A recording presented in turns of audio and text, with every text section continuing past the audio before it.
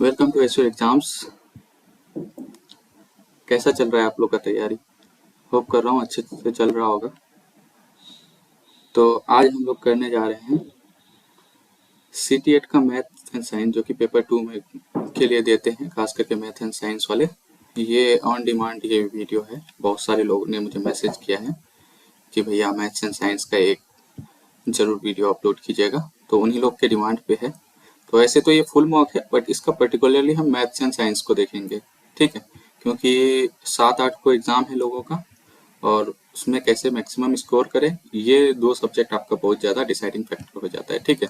इसमें अगर मैक्सिमाइज कर लिया आप अपना स्कोर को, तो अदर इसमें अगर पासिंग मार्क्स भी लाइएगा, जैसे 30-30 करके है, उसमें 20, 18, 20, 21, 22 इसके इसमें लाइएगा, तो आपका एक डिसेंट स्कोर बन जाएगा, ठीक है? तो आइए विदाउट एनी डिले इसको स्टार्ट करते हैं और देखते हैं कि क्या मैक्सिमम। अगर इसमें मैं तो इतना कहूँगा, जो अगर आप 45 भी स्कोर करते हैं ना, यानी 40 प्लस स्कोर करते हैं, 45 प्लस स्कोर करते हैं, तो that's a decent score. Okay, ठीक है, आइए देखते हैं फिर।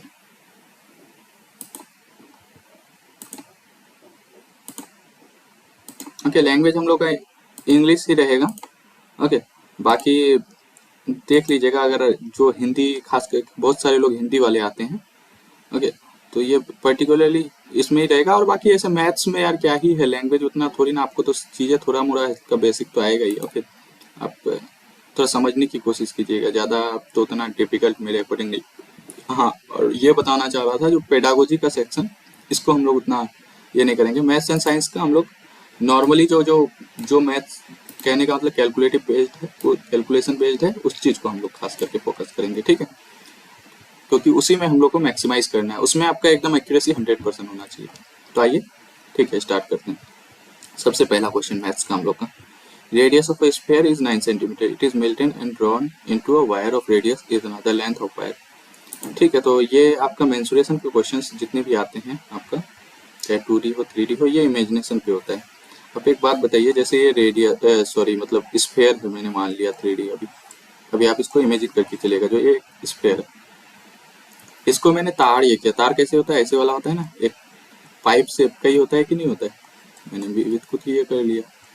तो इसका वॉल्यूम यानी जितना इसमें मटेरियल लगेगा वही मटेरियल तो बन के ये होगा ना, तो इसका वॉल्यूम क्या हो जाएगा? बराबर हो जाएगा। तो वॉल्यूम को इक्वेट कर दीजिए, उससे आपका लेंथ आ जाएगा, ठीक है? तो आइए देखते हैं, रेडियस ऑफ स्फीयर इतना है। तो पहले हम क्या करते हैं, रेडियस मतलब सॉरी स्फीयर का वॉल्यूम निकालते हैं। वॉल्यूम बोले तो आयतन, 4/3 पाई आर का क्यूब, ठीक है? आर मेरा क्या है? 9 का क्यूब। और ये मेरा इक्वेट होके किसके बराबर होगा? Radius of wire. वायर क्या है, क्या होता है? ऐसे ये सिलेंड्रिकल, आप जानते हैं ना, ये सिलेंड्रिकल शेप होता है, ठीक है? तो सिलेंडर का होता है पाई आर का स्क्वायर एच। तो 0.3 इंटू 0.3, आर ये है, और एच हमें क्या करना है? फाइंड करना है। अब जस्ट, अब कुछ नहीं, पाई से पाई गया, 3 से 3 टाइम्स में 9 गया, ठीक है? आप चाहे तो इसको पॉइंट उड़ा के नीचे में 100 लिख सकते हैं। ये 3 से एक 3 गया, और ये 3 से आपका ये 3 टाइम्स में गया, तो 9 3 जा कितना हो गया? आपको मीटर में बोला है, ये ध्यान रखिएगा। 9 3 जा 27, 27 इंटू 4 108, ठीक है? इंटू में 100 हो जाएगा, और मीटर में चेंज करेंगे तो डिवाइड बाई 100 हो जाएगा। ये चेंज हुई, कितना आ गया? 108 मीटर। 9 या 27 चौके 20 और 7 चौके 28, 27 चौके 108, ठीक है? तो इस प्रकार से ये हम लोग का पहला क्वेश्चन हो गया। दूसरा क्वेश्चन, परचेज इतना, अच्छा, प्रॉफिट एंड लॉस दिया गया है, ठीक है? तो ए shopkeeper purchase 120 pairs for 15 each, यानी 15 रुपए का एक खरीदा। However 10 pairs were rotten and thrown away, the remaining sold at 18 each. What will be the percentage profit? अब आपको बोला है, तो आपको कॉस्ट कितने का पड़ रहा है? 15 इंटू 120 का। ओके, ये कॉस्ट प्राइस हो गया। मुझे प्रॉफिट परसेंटेज निकालना है, तो उतना डेप्थ में नहीं जाना। अब सेलिंग प्राइस में निकाल देता हूँ। एक को कितने में बेचे? 18 में बेचे। 10 तो सड़ गया, तो बचा कितना? 110, ठीक है? इतना ही हो गया। ये 0 से ये 0 गया, और 6 से 2 बार में गया, ये 6 से 3 बार में गया। ओके, तो और काटने का मन है तो आप काट सकते हैं 3 से 5 बार में। 10 का सामान को कितने में बेच रहा हूँ मैं? 11 में बेच रहा हूँ। तो कितना? 1 का प्रॉफिट कितने पे, 10 पे इंटू में, जानते हैं ना ये फॉर्मूला प्रॉफिट परसेंट निकालने का, प्रॉफिट परसेंट, ये क्या होता है, प्रॉफिट अपॉन में कॉस्ट प्राइस गुना में, प्रॉफिट बोले तो जो लाभ आपका हो रहा है, ठीक है, कॉस्ट प्राइस बोले तो विक्रय मूल्य नहीं, क्या बोलता है इसको, विक्रय मूल्य नहीं, लागत आपका जितना खर्चा पड़ रहा है, नहीं मालूम, हिंदी इतना प्रॉपरली मुझे नहीं आता है, इसका क्या होता है, विक्रय मूल्य बोलता है कि समथिंग ऐसे कुछ, आप देख लीजिएगा। कॉस्ट प्राइस मतलब जितने में आप खरीद रहे हैं, तो मैं 10 में खरीद रहा था, 11 में बेच रहा हूँ, 1 रुपए का प्रॉफिट हो रहा है, 10 पे इंटू में 100 कर दीजिए तो 10%, ठीक है। एकदम बेसिक से बता रहा हूँ आपको, ये सब क्वेश्चन एकदम सेकेंडों में होने वाले हैं, बट आपको समझ आना चाहिए, ठीक है। तो आइए अगला क्वेश्चन देखते हैं, find the value of this into this. तो ये सब तो आप निकाल ही लेंगे, 96 है तो 16 छके 96 होता है, हम जानते हैं, 16 इंटू 6 तो 16 4 का रूट है, 4 रूट 6 मेरा बाहर आ जाएगा, ठीक है। ओके, अभी मैं फिलहाल इतना कर रहा हूँ। और ये आप जानते हैं जो 36 इंटू 6 क्या होता है, 216, 6 का क्यूब होता है ना, तो 36 का 6 बाहर आ जाएगा, ठीक है, और रूट 6 अंदर रह जाएगा। यहाँ पे 4 छके 24 यानी 4 इंटू 6, तो 4 का तो 2 होता है, 2 का ये, और ये रूट 6 अंदर रह जाएगा, ठीक है।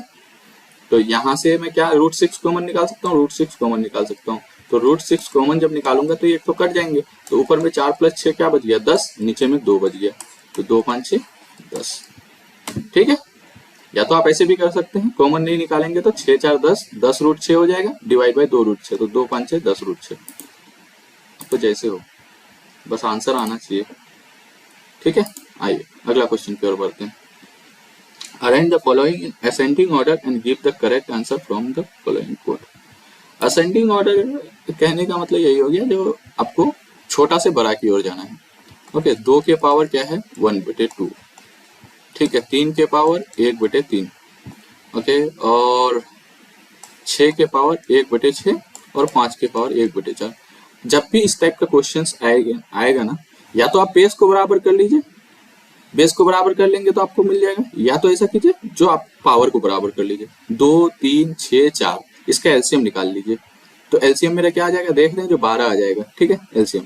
तो सबको क्या कीजिए, 12 से मल्टीप्लाई कर दीजिए, ठीक है, इसको भी 12 से कर दिया, इसको भी 12 से कर दिया, ओके। तो ये 4 दिया 12, ये कितना, 5 का क्यूब आ गया 125, 6 दूनी 12, ये कितना आ गया 36, 3 से 4, तो 3 के पावर 4 क्या हो जाएगा 81 यानी 81, ठीक है, और 2 छके 12, 2 के पावर 6 क्या आ जाएगा, 2 दूनी 4 दूनी 8 दूनी 16 दूनी 32 दूनी 64।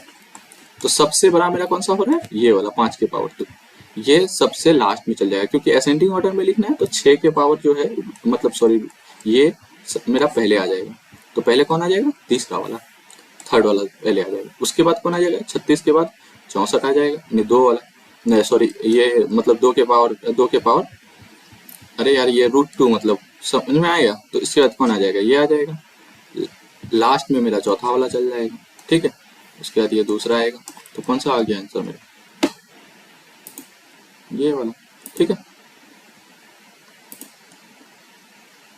ओके, आगे देखिए, रेशियो ऑफ 2 कॉम्प्लीमेंट्री एंगल्स इतना, what is the difference between them. Complementary angle और सप्लीमेंट्री एंगल आप लोग जानते ही होंगे, ओके, नहीं जानते तो मैं बता देता हूँ।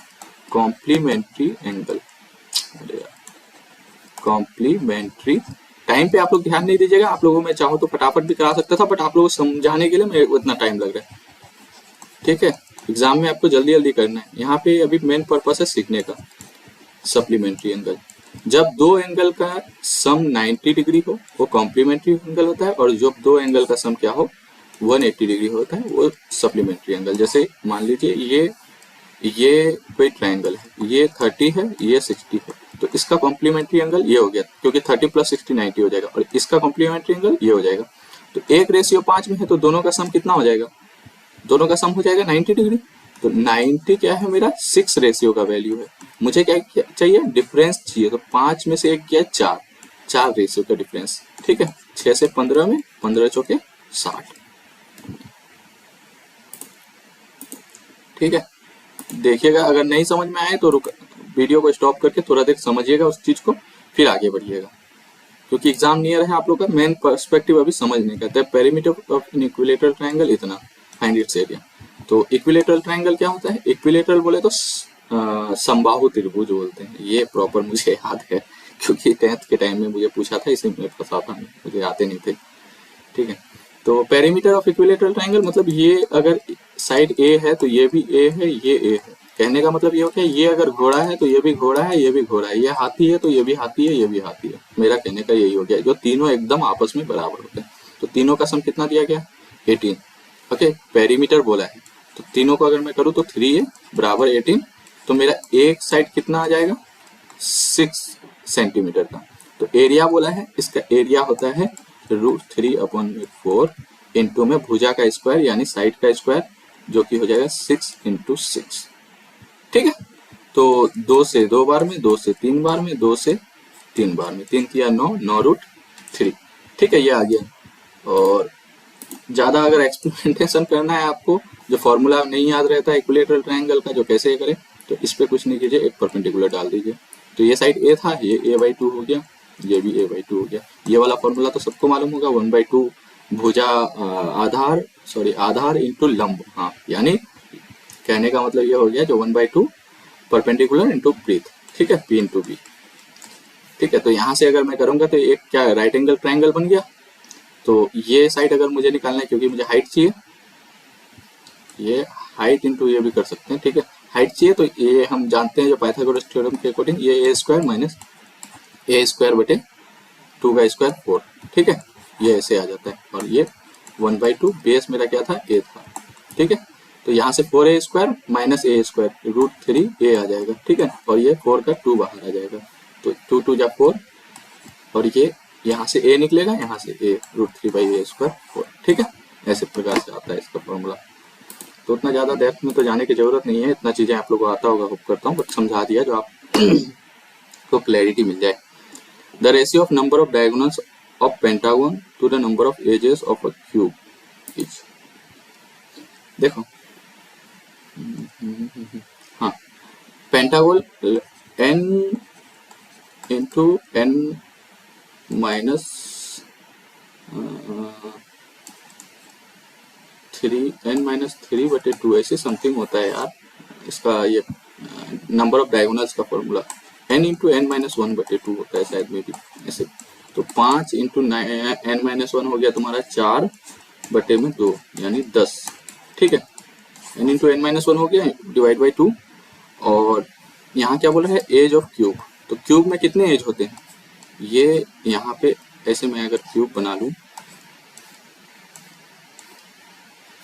ठीक है, तो ऊपर में ये देखिए, आप खुद काउंट कीजिएगा, ऊपर में 1 2 3 4, नीचे में 1 2 3 4, 4 4 हो गए, 4 1 और 2 8, तो 10 और 2 12। ठीक है, तो 2 से काटेंगे, 2 5 10, 2 6 12।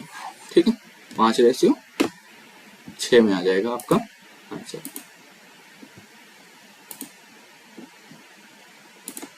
ठीक है, okay, if 7 divides a positive integer n, the remainder is 2। Okay, ठीक है, which of the following number gives the remainder of 0 when divide by 7। आप एक बात बताइए, एक number positive integer n, okay, 7 divides a positive number n, तो remainder 2 दे रहा है। ठीक है, तो n जो होगा मेरा क्या होगा? 7 का मल्टीपल प्लस में 2 होगा कि नहीं होगा? यहाँ पे कुछ भी आ सकता है x की जगह में। ठीक है, इतना ध्यान रखिए। तो n मेरा ये हो गया। अब 7 का ये करूंगा तो n माइनस क्या हो जाएगा? 2 7 इंटू इतना, 1 डिवाइड बाई 7 गिव्स इतना। अच्छा 2 है ना, तो n में और क्या कर दीजिए? +5 जोड़ दीजिए, क्योंकि n में ऑलरेडी +2 है ही। +2 में +5 जोड़ देंगे तो ये 7 का मल्टीपल हो जाएगा। ठीक है, तो -2 है, -2 है, इसको मैं अगर 7 का ये बनाना चाहूँ तो +7 कर दूंगा। ओके, क्योंकि ये n-2 अभी क्या है? इससे 7 से डिविजिबल है। अरे यहाँ देखिए यार, अगर नहीं समझ में आ रहा है आपको, ये n-2 कर देंगे तो ये 7 इंटू जो x आएगा इसका डिविजिबल हो जाएगा। ठीक है, बट n-2 तो ऑप्शन में है नहीं, तो अब मैं क्या करूंगा? +5 अगर जोड़ दूंगा, सॉरी +7 जोड़ दूंगा, क्योंकि 7 भी तो 7 से डिविजिबल है ना, तो -2 +7 कर दूंगा, तो ये क्या हो जाएगा n+5 हो जाएगा कि नहीं हो जाएगा। ठीक है,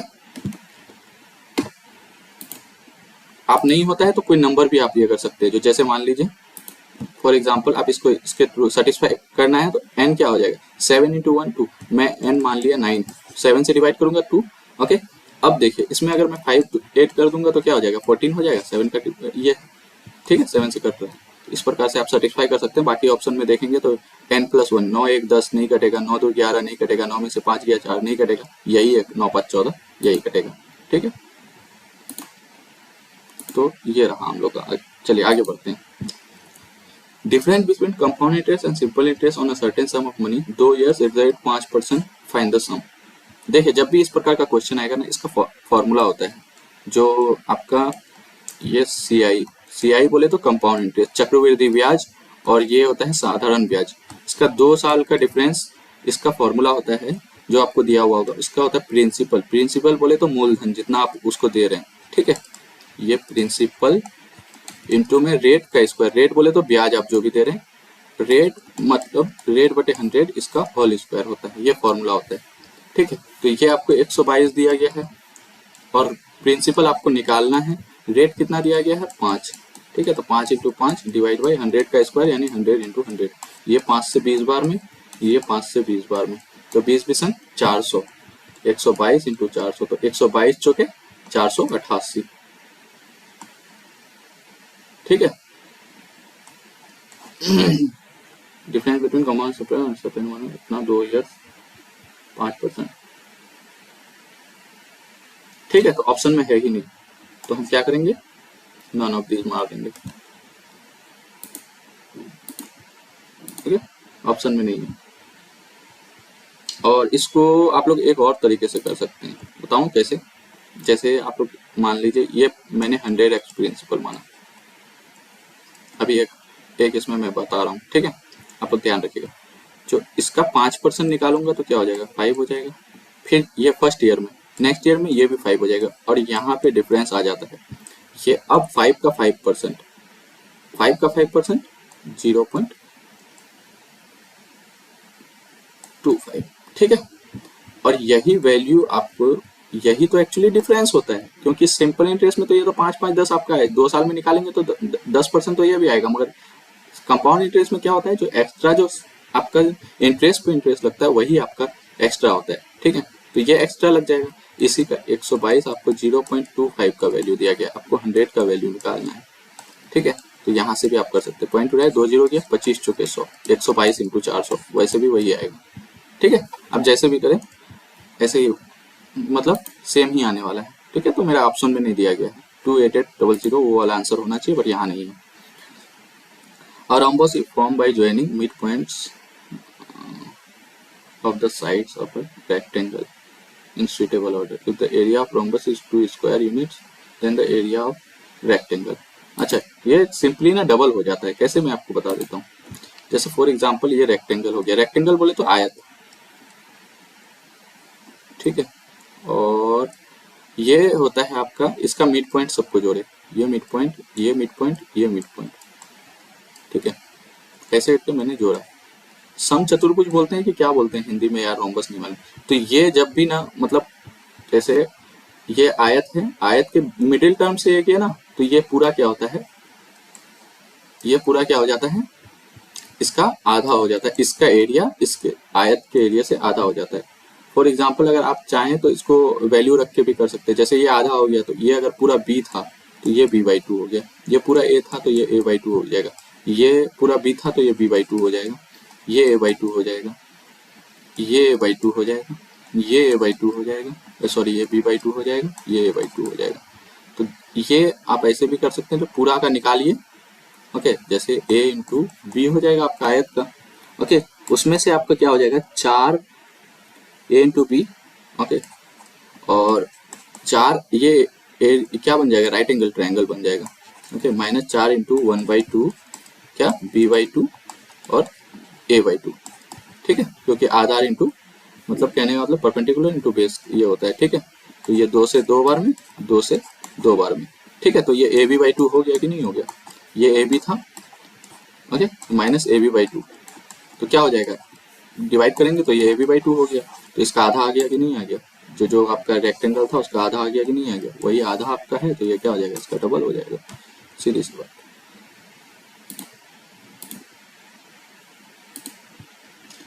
if the difference between mode and median is इतना, then find the difference between median and mean. ठीक है, इसका फॉर्मूला याद रख लीजिएगा। इसका एक्चुअली फॉर्मूला होता है mode is equal to, empirical formula है ये आपका, क्या है, मोड 3 मीडियन माइनस में 2 मीन। ये फॉर्मूला आप लोग एकदम मस्ट है, ध्यान से एकदम याद रख लीजिएगा। आपको क्या बोला है, मोड एंड मीडियम के बीच में difference between mode and median. एक बात बताइए, जैसे मोड यहाँ पे है, ये 3 मीडियन था, एक मीडियन को मैं इस पार लेके आ गया, क्यों लाया ये भी आपको बता देता हूँ। मीडियन यहाँ पे 2 बच गया, 2 मीडियन, तो यहाँ मीडियन हो जाएगा, माइनस में मीन हो जाएगा, क्योंकि दोनों में से दो दो कॉमन ले लिया, क्योंकि आपको यही पूछा है जो मीडियन और मीन का डिफरेंस बताइए। तो मोड माइनस मीडियन आपको कितना दिया गया, 2, इस पार भी 2 है, कट गया, तो ये दोनों का डिफरेंस क्या आ जाएगा, मीडियन माइनस मीन का 1। ठीक, आइए आगे बढ़ते हैं। अरे यार आंसर तो कीजिए। Okay, if the given figure PQ is a chord passing through the center with the circle, calculate PQS। अच्छा, ये वाला एंगल आपको निकालने बोला है। ओके, ये चीज में ना क्या होता है, जैसे ये एक आपका क्या है, डायमीटर, ठीक है, डायमीटर सरकमफेरेंस पे जहाँ पे भी अगर एंगल बनाएगा ना, तो वो कितना बनाएगा, 90 डिग्री। आप कहीं पे भी खींच दीजिए वो 90 डिग्री ही होता है। ठीक है, तो ये 110 है, ये आपका हो गया, कहने का मतलब ये हो गया, जो ये आपका, अरे यार टर्म भूल जा रहा हूँ, ये 110 है, तो ये आपका 70 हो जाएगा। ओके, ये 70 हो गया, ये तो ऑलरेडी 90 है, तो ये दोनों एंगल 90 होगा, तो ये कितना हो जाएगा, 20 डिग्री हो जाएगा। ठीक है, साइक्लिक क्वाड्रिलेटरल, ठीक है, इसको बोलते हैं साइक्लिक क्वाड्रिलेटर। जब एक क्वाड्रिलेटर का चारों वर्टेक्स क्या करे, सरकमफेरेंस को टच करे एक सर्कल का, उसको साइक्लिक क्वाड्रिलेटर होता है। और साइक्लिक क्वाड्रिलेटर का प्रॉपर्टी होता है, जो आमने सामने का जो ये एंगल होता है, इसका सम जो होता है 180 डिग्री होता है। 110 है तो ये 70 हो जाएगा, तो इसी प्रकार ये 20 हो जाएगा, क्योंकि ये तो 90 है ऑलरेडी। ठीक है,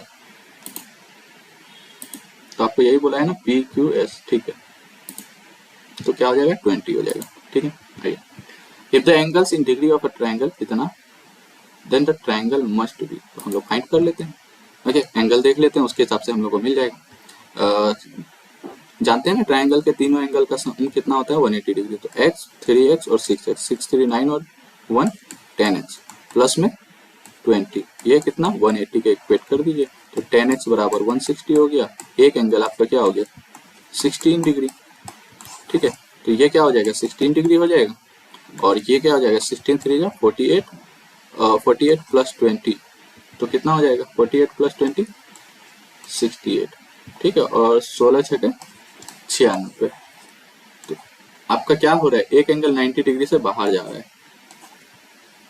ये सी क्या है यार, सी मतलब क्या होता है, आई डोंट नो, बट ये जब एक एंगल 90 डिग्री से बाहर जाए तो इसको बोलते हैं आपका ऑब्ट्यूज एंगल ट्रायंगल। ठीक है, जब एंगल 90 डिग्री से बराबर, 90 डिग्री से नीचे का एक एंगल हो, मतलब तीनों एंगल अगर 90 डिग्री से नीचे का हो, तो उसको बोलते हैं acute angle triangle. The sum of deviation about the mean is always, sum of deviation about the mean is always positive।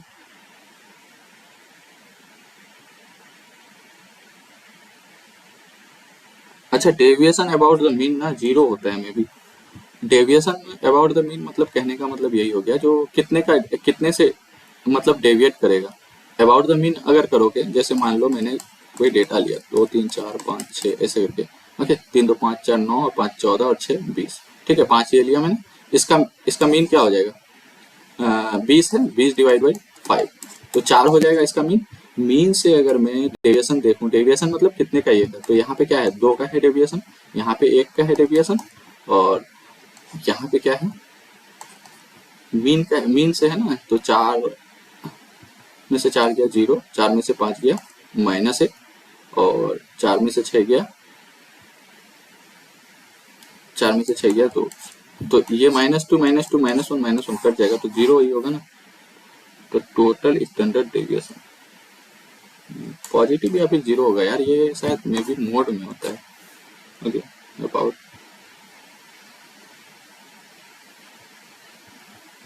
Some of deviation about the mean.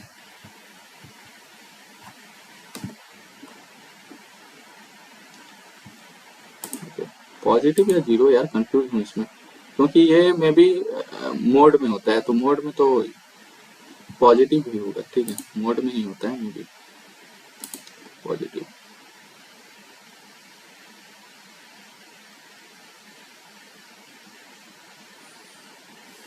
The square root of इतना, तो obviously बात है 5 हो जाएगा last unit digit. जब भी last में 25 आए तो समझ जाइए जो 5 होगा। ओके, 5 का ये याद रख लीजिए, जिसका भी यूनिट डिजिट में 5 आएगा उसका स्क्वायर निकालने के लिए 5 का स्क्वायर, जैसे 4 है तो इसको नेक्स्ट नंबर से मल्टीप्लाई कर दीजिए, 20 25। 5 है 55, 55 का कीजिएगा तो 25 तो आएगा ही, 5 इंटू 6 30। ठीक है, नेक्स्ट नंबर से जस्ट, तो इसको देख लीजिए, 2 कंसेक्यूटिव नंबर से आप डिवाइड कर लीजिए, जैसे 16 इंटू 17 करके पहले देख लेते हैं। यूनिट डिजिट से अगर मैच कर गया, क्योंकि 72 आना चाहिए ना, तो 16 इंटू 17 6 7 42 आ सकते हैं, 16 7 112। ठीक है, 11 बचा, 16 एकम 16 और 11 27। ठीक है, तो यही वाला पहला ही वाला इसका हो गया, इसका स्क्वायर रूट 165 का। ठीक है, what is the distance traveled by Swati if she takes 3 rounds of a circular park with radius 14 metre? What is the distance traveled by Swati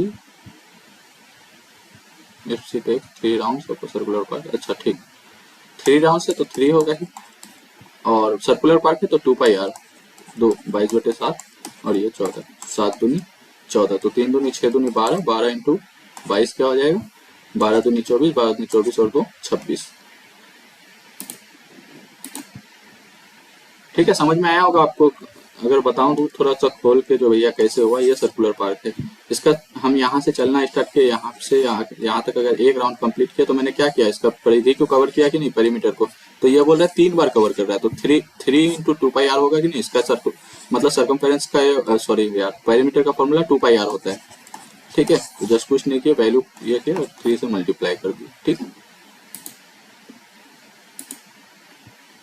okay, आइए आगे क्वेश्चन देखते हैं। एक मिनट, जस्ट लैपटॉप चार्ज इसका मर रहा है।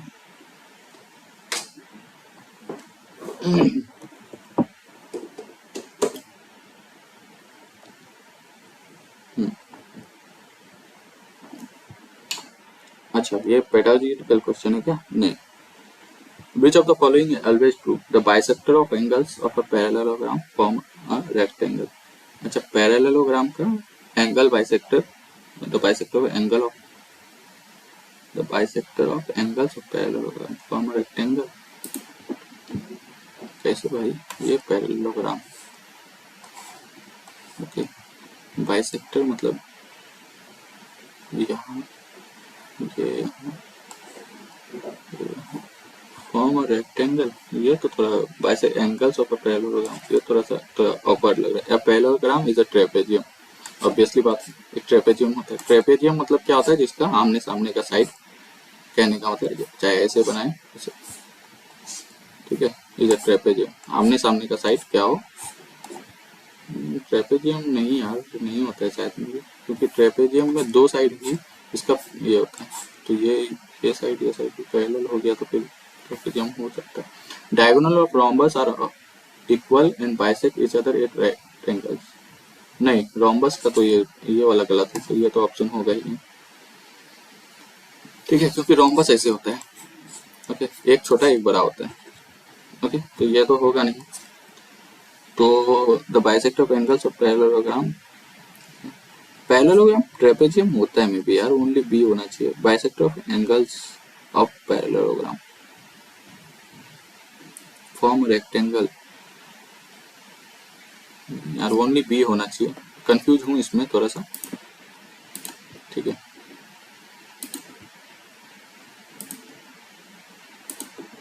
आगे देखते हैं। Alpha beta are the zeros of value, इतना तो वैल्यू इसका निकालने बोला है, तो क्या कीजिए, पहले इसको देखिए ऐसे करके, अल्फा प्लस बीटा आ जाएगा ऊपर में, नीचे में अल्फा इंटू बीटा आ जाएगा। तो हम लोग जानते ही हैं जो sum of roots, alpha beta roots है, तो सम ऑफ रूट्स क्या होता है, माइनस बी बाई है, तो माइनस क्या है, माइनस माइनस प्लस हो जाएगा, 7/5 अल्फा प्लस बीटा। ठीक है, और अल्फा इंटू बीटा क्या होता है, सी बाई ए, तो सी क्या है 1/5, ठीक है। तो 7/5 और ये 1/5, तो 5/1 हो जाएगा, ऊपर चल जाएगा, तो क्या हो जाएगा 7 हो गया।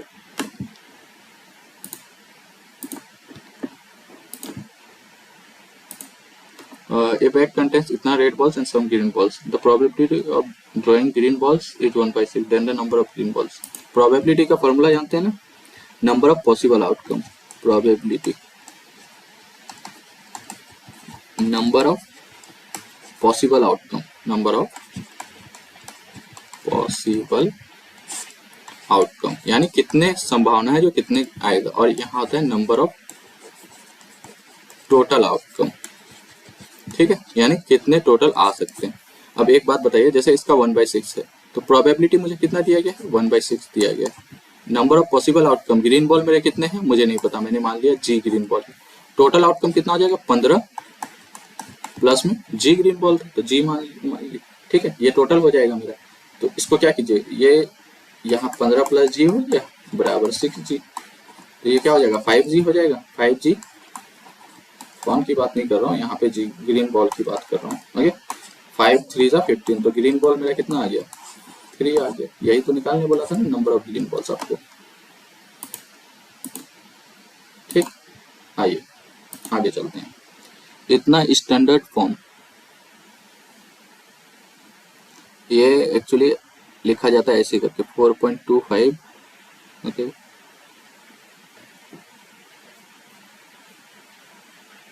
10⁻⁻11, क्योंकि माइनस में तो माइनस में ही जाएगा भैया, प्लस में तो जाएगा नहीं, क्योंकि नीचे में आएगा। ठीक है, तो 42.5 तो नहीं होगा स्टैंडर्ड फॉर्म में, तो ये नहीं होगा। कितने कितने इसके बाद आ जाएगा, 4.25 कर रहा हूँ मैं यहाँ से। ओके, तो 1 2 3 4 5 6 7 8 9 10 11, ठीक है, तो यही हो जाएगा।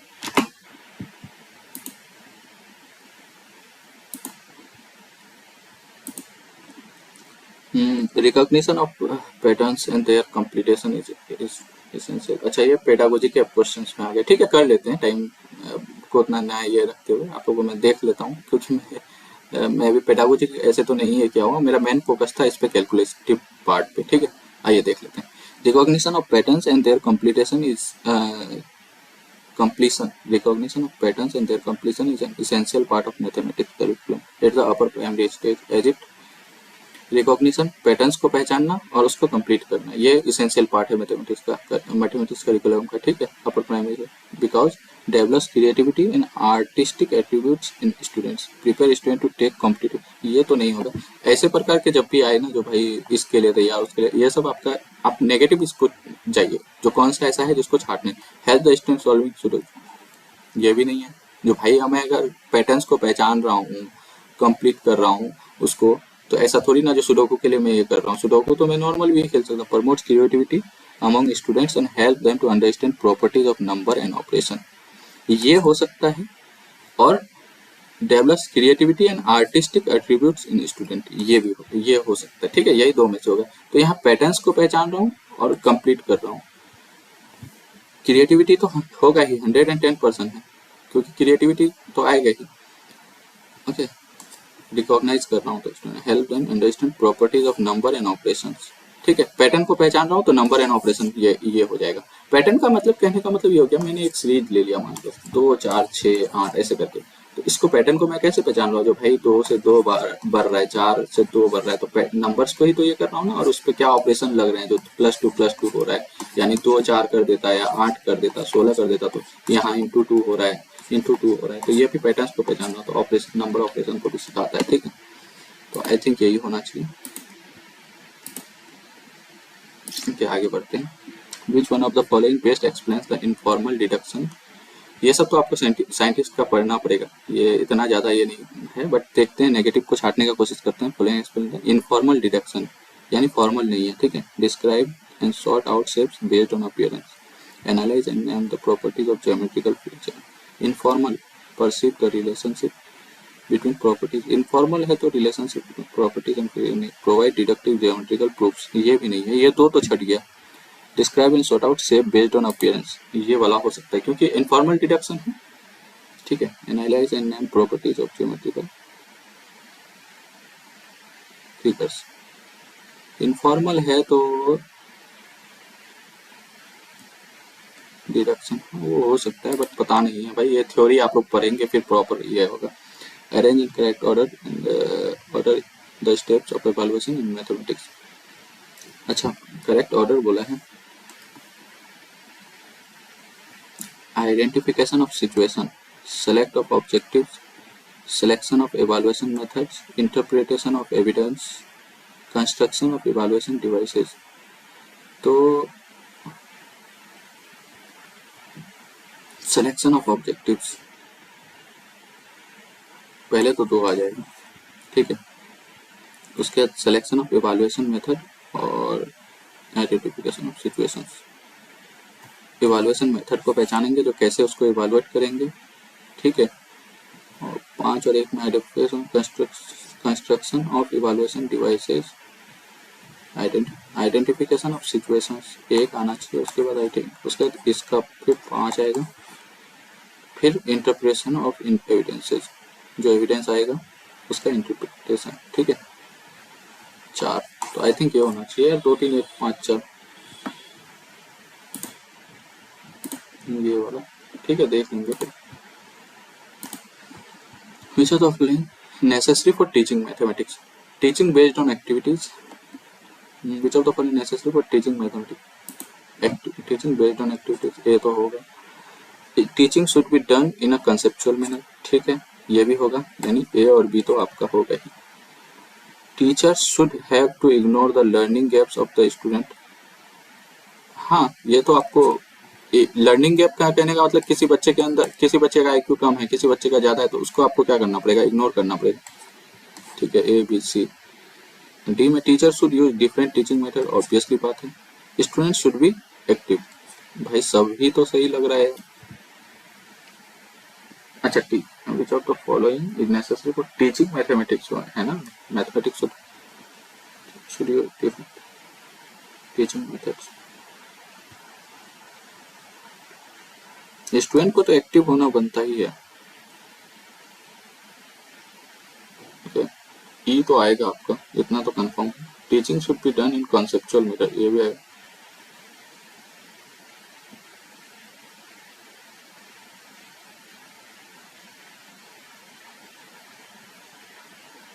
भाई सभी तो सही लग रहा है यार, बट ऐसा ऑप्शन तो ABCD दिया नहीं है। टीचिंग बेस्ड ऑन एक्टिविटीज, ठीक है, पहला तो होगा teaching should be done in conceptual manner, conceptual manner B तो एकदम 110% है, छाटते हैं पहले इसमें से, ठीक है। तो बी तो सब में है, तो बी तो होगा ही, ओके। यहाँ पे भी यहाँ तो बी तो 100% है, तो कंसेप्चुअल मैनर में, ओके। उसके बाद ई होगा student should be active, active नहीं होगा, सॉरी ई यहाँ से हट गया, ठीक है।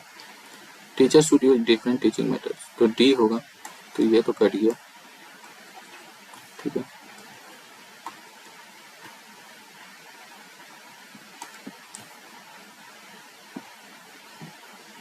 सी वाला, सी में कंफ्यूज हूँ।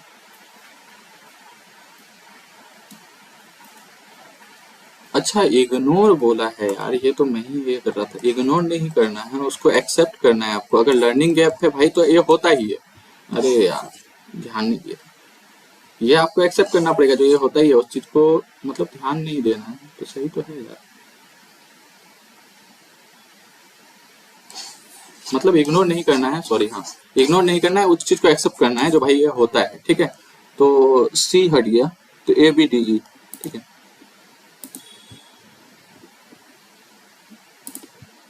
कुछ कुछ क्वेश्चन टाइम टेकिंग होते हैं जिसमें आपको सोचना पड़ेगा, okay. During the activities in the classroom the teacher asked Nancy that what is the shape of matchbox as per geometry. She replied that it is a cuboidal shape. सही तो बोली है। By all this scenario, what can we say about इतना? Nancy has a good understanding about the shape of geometry. हाँ है, तभी ना वो बता पाई। Nancy do not have much knowledge about symmetry. ऐसा तो नहीं है। Nancy has a conceptual knowledge. Obviously बात both A and C. ठीक है, कंसेप्चुअल नॉलेज है तभी ना उस चीज को पकड़ पाई। Which of the following measures you will take to prevent the conceptual errors in mathematics. Conceptual error होता है तो उसमें से क्या आप मतलब क्या मेजर्स लेंगे, यानी क्या स्टेप लेंगे इसके towards. Provide hands on experience for the learning of concept, provide a richer mathematics environment which will lead to deeper understanding of the concept। ये तो हो सकता है, जो भाई मैथमेटिक्स में बढ़िया एनवायरनमेंट देंगे तो कंसेप्चुअल एरर आपका नहीं होगा। Provide open ended question for discussion, ठीक है। प्रमोट द यूज ऑफ, नहीं डी तो छट गया, तो डी यहाँ से गया यहाँ से गया, ठीक है। कैलकुलेटर के लिए आप उसको नहीं कभी ये कर सकते भाई, कंसेप्चुअल एरर कर रहा है तो कैलकुलेटर क्यों देंगे। हैंड्स ऑन एक्सपीरियंस इतना। ए और सी तो आपका फिक्स है। बी को खाली provide a richer mathematics environment which will lead to deeper understanding. Okay ठीक है, ए बी सी हो जाएगा।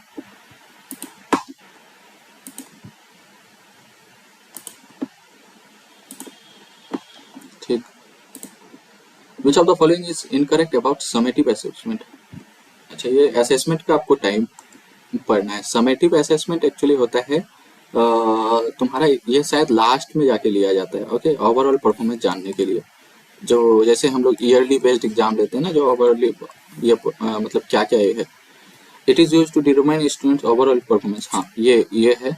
It is administered at the terminal stage of terminal. हाँ, टर्मिनल एग्जाम तो भाई ये तो 6 मंथ में होते हैं शायद में भी, ये नहीं, ये yearly based flexible, one test for all student, uniform conducting and uniform standard.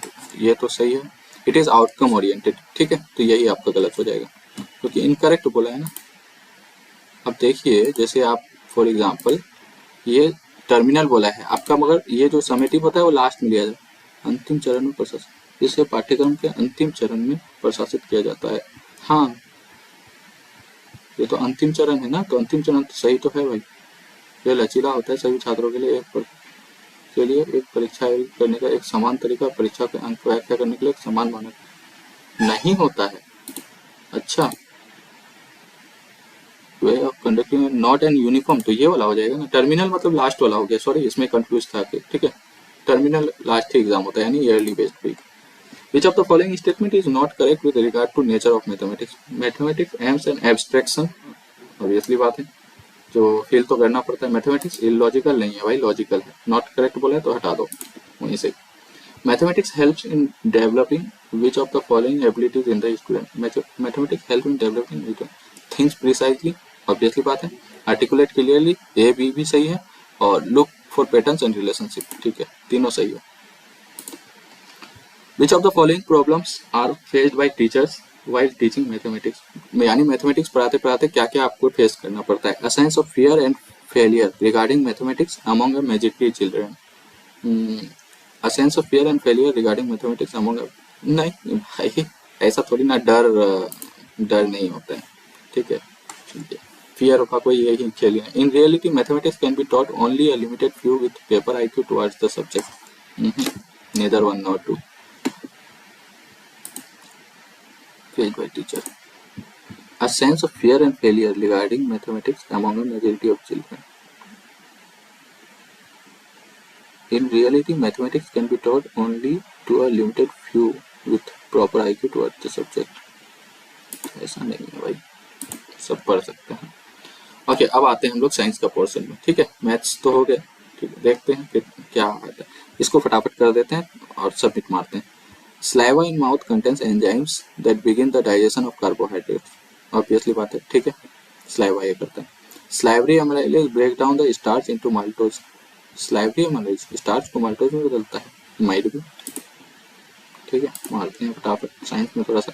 Copper is preferred in electrical wires. Copper wires तो आप लोग सुने ही होंगे। Copper is a good conductor of electricity and ductile, ठीक है। क्यों ये किया जाता है? क्योंकि इलेक्ट्रिसिटी का ये है, और डक्टाइल मतलब जिसको पीट के हम तार बना सकते हैं, ठीक है, चदरा बना सकते हैं, तार। The process of converting sugar into alcohol by microorganism is called fermentation, ठीक है। ये शुगर को अल्कोहल में यानी दारू बनाते हैं जिससे, वो फर्मेंटेशन कहलाता है आपका, ठीक है। ड्यूरिंग फोटोसिंथेसिस प्लांट टेकिंग क्या लेता है? Oxygen, okay, and sorry, plant taking carbon dioxide लेता है और क्या क्या करता है? एंड रिलीज ऑक्सीजन हम लोग जानते हैं ना, तभी ना हम लोग को ऑक्सीजन मिलता है उससे। माउथ, स्टोमिच, अच्छा ये तो ये बाइल जूस तो आपका कहने का मतलब लीवर ही ये करता है, ठीक है, डी का 4 हो जाएगा। लीवर ही बाइल जूस आपका करता है। लार्ज इंस्टेंटाइन ये माउथ एसिडिक ब्रेक डाउन, ठीक है। ओके, बी का 3, अच्छा ऐसे टाइप में। ए का 2 यहाँ पे ग्राइंडिंग एंड एंजाइम, ये ए का 2 तो समझ में आ गया आपको, जो यहीं पे ही हम लोग क्या करते हैं उसको ग्राइंड करते हैं। ग्राइंड मतलब कहने का मतलब मिक्सी में जैसे कूटते हैं ना, वैसे टाइप में, ठीक है। और स्टोमक बी का एसिडिक ब्रेकडाउन, यहाँ से हम HCl जानते हैं, जो HCl इसको क्या करता है पूरा तरीका से तोड़ देता है, ठीक है। तो यही हो जाएगा अभी, और आगे बढ़ने की जरूरत नहीं है। वाटर का बॉइलिंग पॉइंट 100 होता है, ठीक है। Refer to saving boiling points of some liquids, अच्छा बॉइलिंग पॉइंट दिया गया है।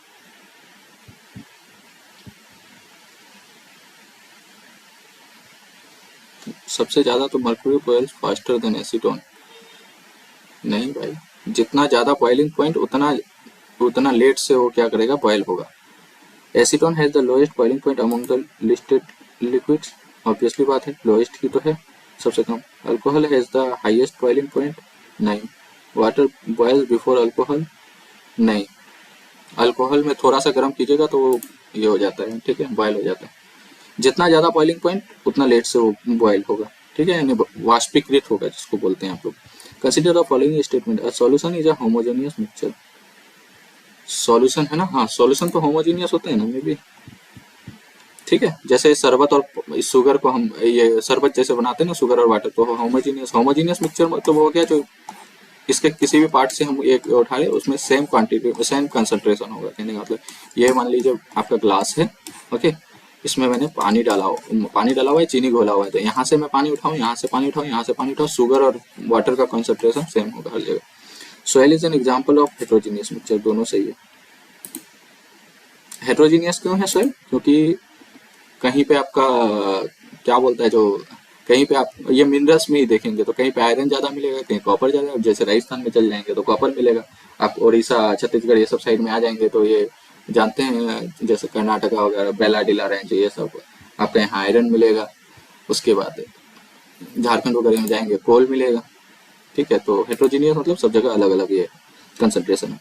Which of the following statements about light are correct, light travels in straight lines, एकदम सही है, स्ट्रेट लाइन में ट्रेवल कर।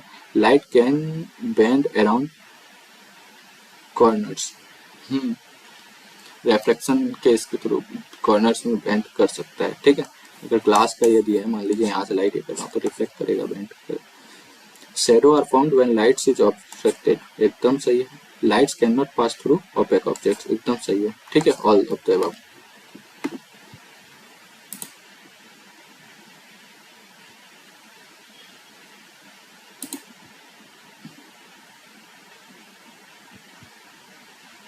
कॉर्नर्स में तब बेंड करेगा जब वहाँ पे ये मटेरियल रिसाइड, यार 1 3 एंड 4 भी हो सकता है ना। 2 का light can bend around corners, can बोला है ना तो पॉसिबिलिटी बोला है, ठीक है, हो सकता है।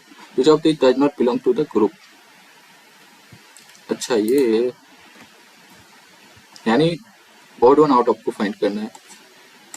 Mercury,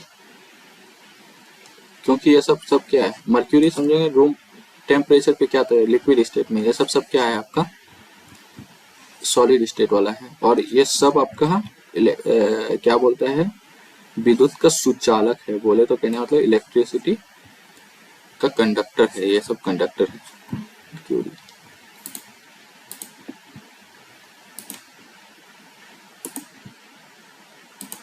ray of light passing from air to water, air से वाटर कंटिन्यू स्ट्रेट, नहीं, bend away from the normal, away नहीं, बेंड टुवर्ड्स द नॉर्मल। जैसे रेफ्रेक्शन आप परे होंगे, ये नॉर्मल है, ओके, यहाँ से लाइट मैंने ये किया, ओके, तो ये ऐसे थोड़ी ना नॉर्मल से इधर थोड़ी ना जाएगा, ये ऐसे करके ऐसे आएगा थोड़ा सा, ठीक है।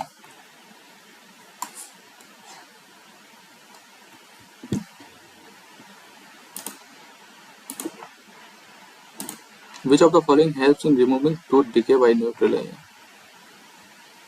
टूथ डिके को ये करना है ना, तो एसिडिक हो गया, तो अगर टूथ डिके कर रहा है मतलब आपका एसिडिक हो गया, तो बेसिक मिलाइए थोड़ा कुछ, वाइट टूथपेस्ट कार्बोनेटेड, ये हो सकता है। टूथ डिके तब होता है जब आपका ये एसिडिक हो जाता है पूरा proper. The rate at which electrical energy is dissipated in an electric circuit is called, the rate at which electrical energy is dissipated in electric circuit, electric power बोलते हैं, पता नहीं। Which of the following are base quantities as per the SI इतना units. Base quantities, अच्छा base quantity SI case में ना, base quantities length, charge, charge का coulomb होता है, ठीक है, टेम्परेचर केल्विन, मास केजी, तो सब तो है शायद।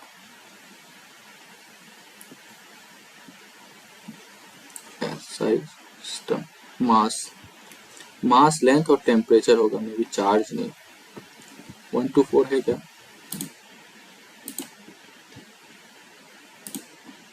उसमें डायमेंशन जो निकालते हैं वो यूनिट एंड डायमेंशन पढ़ते हैं, उसी का ही होगा मेरी। ल्यूमिनस इंटेंसिटी कैंडेला, ठीक है, इंडक्टेंस का हेनरी, सी का 1, ए का 4, सी का 1, ठीक है। बाकी आगे आप ये करेंगे तो अमाउंट ऑफ सब्सटेंस का मोल होता है कितना मोल का ये है, और मैग्नेटिक फ्लक्स का वेबर होता है डी का 2, ये तो दिया हुआ ही है, ये सब याद है, ये सब यूनिट आप लोगों को याद ही होगा, होप कर रहा हूँ। अरे यार, एक का 4 क्या गलती क्यों मार गया, ये सब तो गलती है। When a force 10 Newton acts on a body, the mass 10 kg is able to move freely. Which of the following statements will apply? Force इतना है, मास 10 kg, okay, m a acceleration इतना, ठीक है, फोर्स 10 न्यूटन और 10 kg, Newton पर kg कितना है, 10 Newton का होता है kg मीटर पर सेकेंड स्क्वायर, ओके, तो kg से kg कट गया, 1 मीटर पर सेकेंड, ठीक है, जी वाला एक्सप्रेशन इतना। F बराबर m आप लोग पढ़े होंगे, ठीक है, force is equal to mass into acceleration, father equal to mass. An object of mass 30 kg is being moved with a uniform velocity इतना, the kinetic energy इतना। हाँ, काइनेटिक एनर्जी का क्या होता है, हाफ mv स्क्वायर, ठीक है, यही तो होता है। तो काइनेटिक एनर्जी निकालने बोला है तो हाफ हो जाएगा, और मास आपका कितना बोला है, 30 kg, ठीक है, और वेलोसिटी कितना बोला है, 10 मीटर पर सेकेंड स्क्वायर, ठीक है, 10 मीटर पर सेकेंड, तो सॉरी 2 से 15, तो 15 घाई 150 केजी में ही होता है ना। जूल का ये यूनिट क्या होता है, यही तो होता है मे बी, ये इसको अगर हम चेंज करें तो 15 घाई 150 ऐसे ही तो होना चाहिए यार, half M B square, 150 joule ही तो मेरे अकॉर्डिंग आ रहा है। बाकी यूनिट का देख लेना, यूनिट में मैं थोड़ा सा ये हूँ, बाकी फॉर्मूला यही लगेगा। विच green house gas other than methane is produce by agriculture field, sulphur dioxide, chlorofluorocarbon तो नहीं होता है भाई एग्रीकल्चर के थ्रू, तो ये किया जाता है, ठीक है, नाइट्रस ऑक्साइड भी नहीं होता है, अमोनिया, ये SO2 या फिर ये सल्फर ही हो सकता है, या तो फिर प्रोड्यूस बाय एग्रीकल्चर फील्ड के थ्रू, अमोनिया गैस नहीं है, सल्फर डाइऑक्साइड होना चाहिए। विच of the following disease is caused by bacteria, तो बैक्टीरिया जैसे वायरस में था, डिप्थेरिया, फीवर तो नहीं है यार, ये प्रोटोजोआ के कारण भी होता है, पोलियो आपका वायरस के कारण होता है, तो पोलियो भी नहीं है, रूबेलिया आपका बैक्टीरिया के कारण नहीं होता, ये तो डिप्थेरिया ही हो सकता है, ठीक है, बैक्टीरिया के कारण, या तो जीका फीवर नहीं, यही हो सकता है।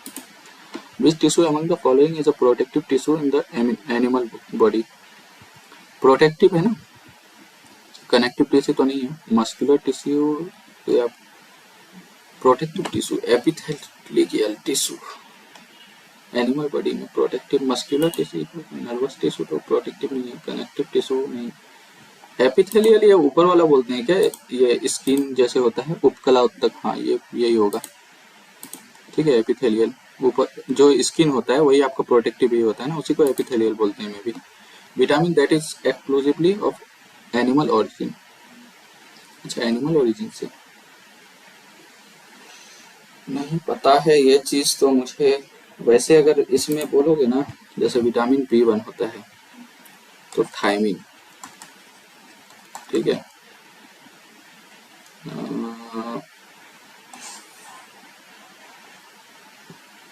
Vitamin B1 thiamine, vitamin B2 होता है आपका, इसमें क्या था यार, ये लॉजिक भूल रहा हूँ मैं।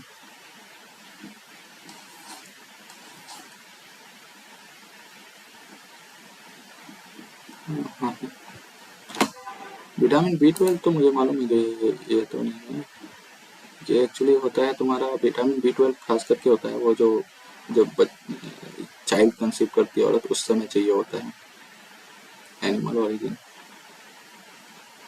हाँ तो वही तो हो सकता है मे बी यार, चाइल्ड कंसीव करने के टाइम पे।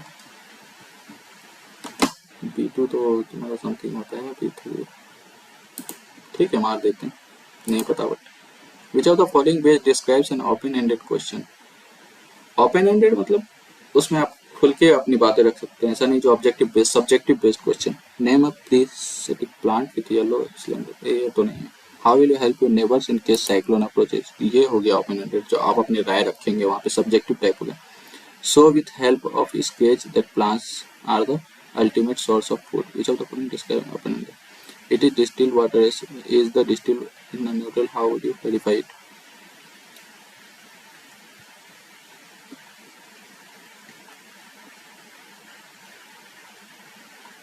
ये तो आपका ये हो गया जो स्केच से आप बता दिए, is the distilled water.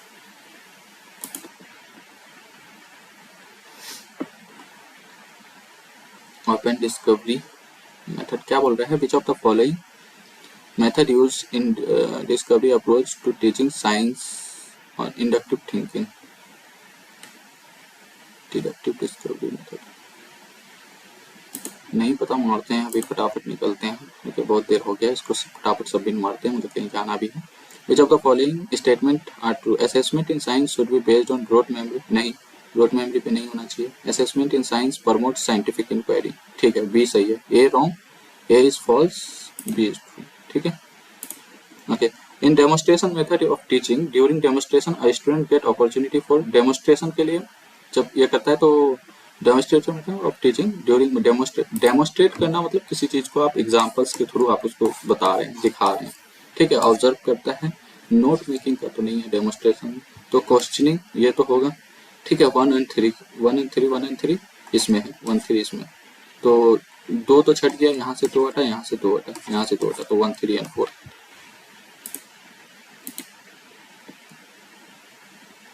Drawing का तो ऐसा तो कोई ये नहीं है यार, नोट मेकिंग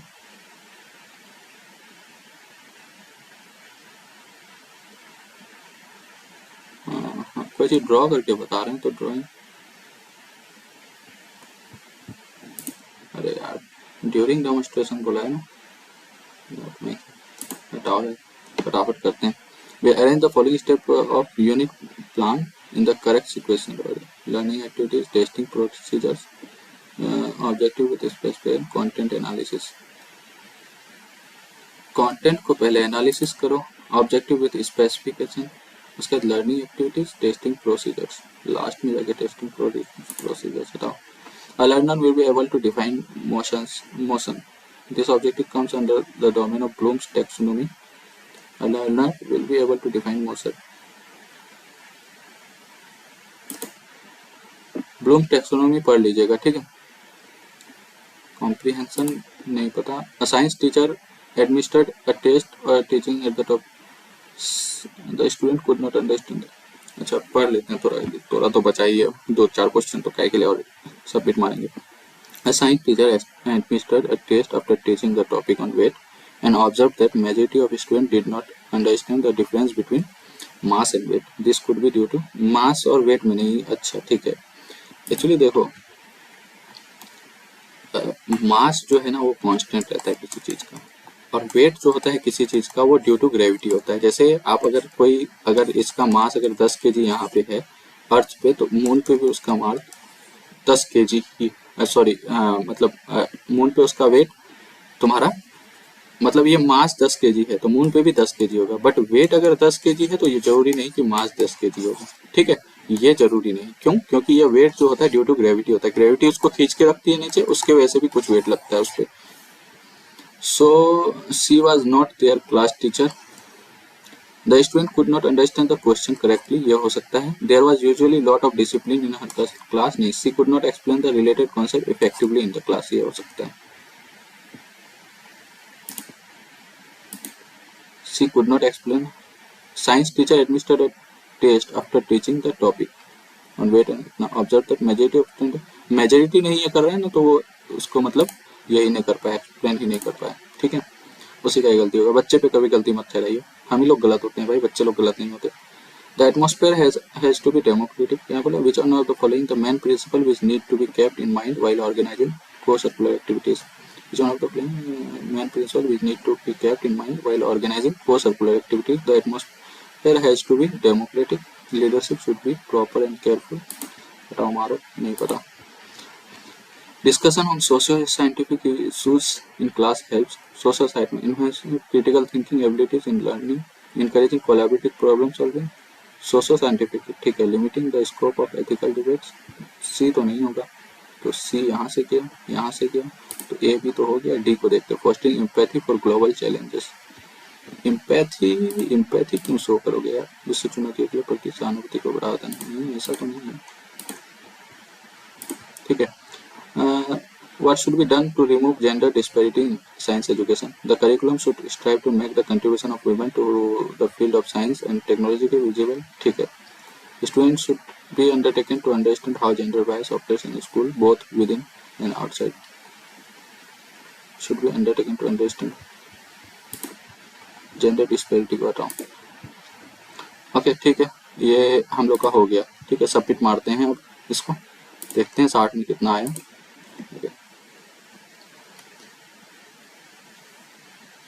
सही बताऊं तो मुझे पेडागोजिकल क्वेश्चंस यार एकदम नहीं मन नहीं करते। 50 नंबर आए, ठीक है, तो इट्स अ डिसेंट स्कोर, बहुत अच्छा स्कोर है। अगर आप 50 आप स्कोर कर रहे हैं मैथ्स एंड साइंस में, बहुत बढ़िया स्कोर है आपका। ठीक है, 60 में 50 मतलब 10 ही रॉन्ग कर रहे हैं, और मुझे उम्मीद है कि ज़्यादातर मेरा पेडागोजिकल जो सेक्शन है उसी में ही गलत हुए होंगे, क्योंकि उसमें चीज़ें ना वो फिलोसफर सब देते हैं भाई, बहुत ज़्यादा डेप्थ में जाके सोचना पड़ता है। तो होप करता हूँ आपको चीज़ें समझ में आया होगा, क्या रखना है अप्रोच, बैन ये था। बाकी ये हम लोग इतना टाइम लगाए, लगभग 1 घंटा, इसमें 60 क्वेश्चन में 60 मिनट नहीं लगेगा, ये मैक्सिमम आपका 40 मिनट में पूरे क्वेश्चन हो जाएंगे। मुझे मैथ्स में आप ज़्यादा टाइम लिया क्योंकि आप लोग को एक एक चीज़ में बेसिक से बता रहा था। तो होप कर रहा हूँ चीज़ें समझ में आया होगा आपको, और अगर अच्छा लगे तो बने रहिएगा, और कमेंट सेक्शन में कमेंट कीजिएगा। अगर नेक्स्ट और भी चाहिए, अभी 7 तक कंटिन्यू अगर चाहिए आप लोगों को, तो कमेंट सेक्शन में जरूर कमेंट कीजिएगा। ठीक है, ताकि अगर आप लोग को मतलब ऐसे आप लोग को लगे जो अभी बने रहें 7 तक एटलीस्ट चीज़ों को लेके, तो कीजिएगा कमेंट में, उस हिसाब से फिर रेगुलर रखूँगा। अगर नहीं ये रहा तो फिर क्या ही मतलब। ठीक है, तो मिलते हैं फिर नेक्स्ट इसके साथ वीडियो के साथ। अभी फिलहाल के लिए थैंक यू वेरी मच।